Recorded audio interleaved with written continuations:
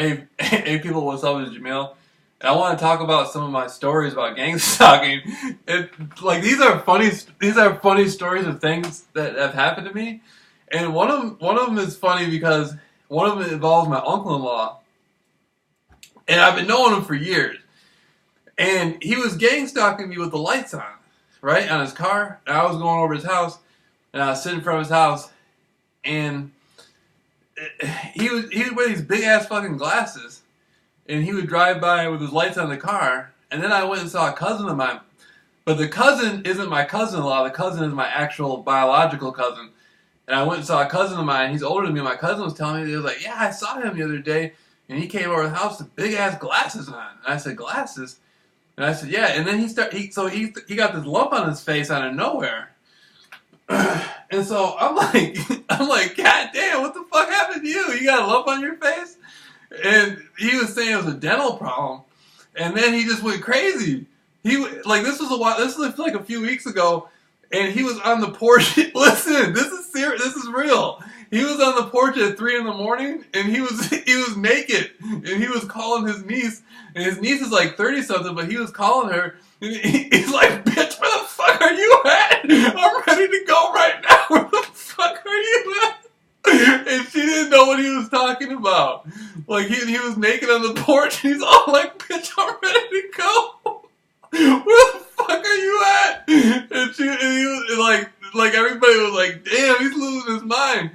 And then one day I was over there, and he was like, "You're in trouble." And I'm like, "Huh?"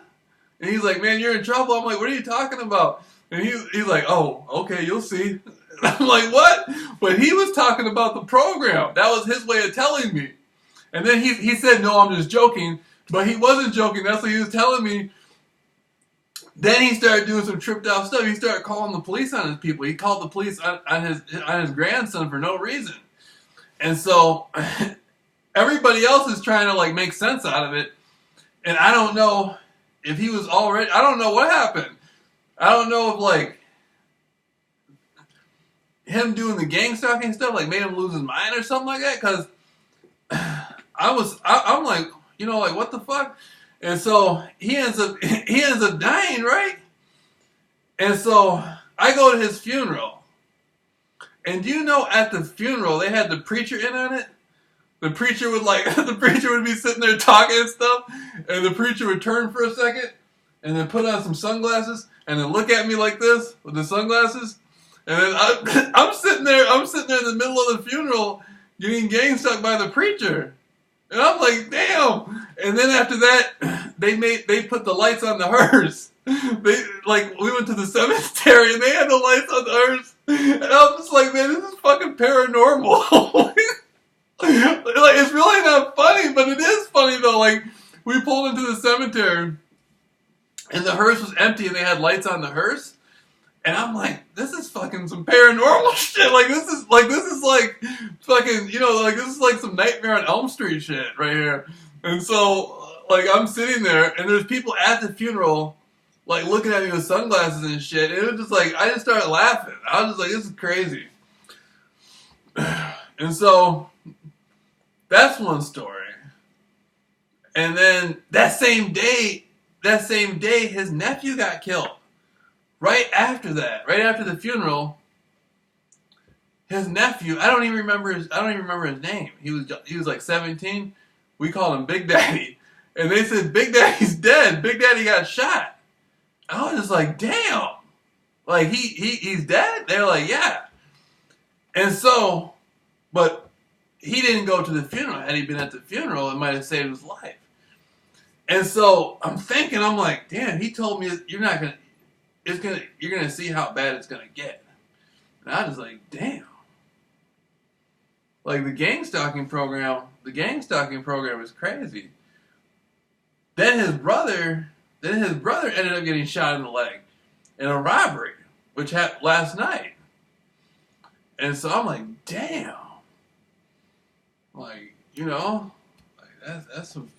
That's crazy. But the gang stalking program will give you some funny stories, though. I'm trying to think of something really funny. Let me think of it.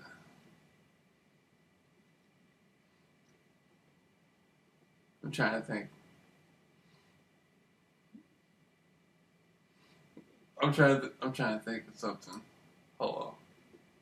They got some crazy stuff they use. Let me think of something.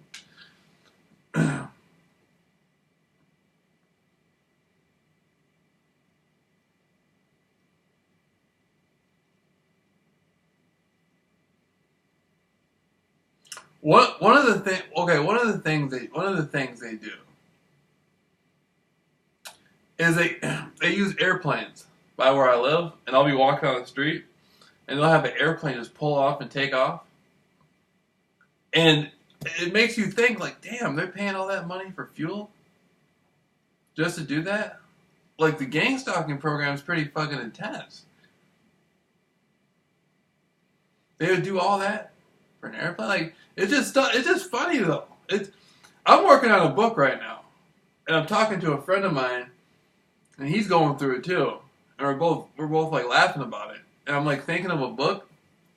I'm gonna end up putting a book together. You know, I'm changing my courses. My courses online are $50 a week.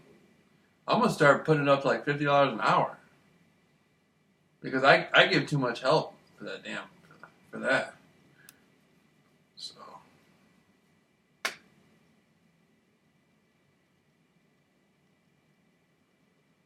then on top of that, I think I'm the only person that has come as far as I came in the conspiracy world without being an insider, because all the people who got the best jobs, like all the people making the most money off it and got all the books out, they're in on the scam somehow. I'm the only person who had to grind through it, who had to beat the life death thing, then got thrown in the gang stalking program, had to beat the gang stalking program. Like I'm the only person who actually fucking grinded through it all and put that work in. So I'm gonna be coming out with stuff on that too.